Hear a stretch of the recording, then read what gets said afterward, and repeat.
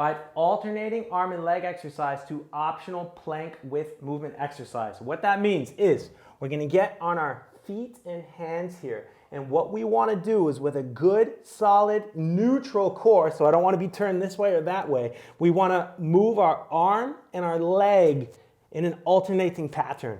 And I count my right and my left as 1, 2,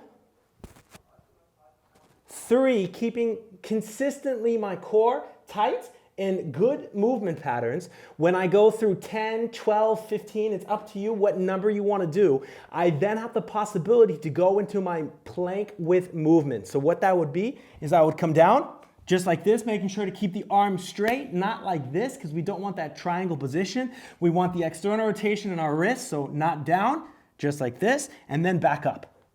And then back down, back up. Now, we need to make sure that we don't always push up from the same one. So you either want to choose 5 and 5, 6 and 6, or alternate each time.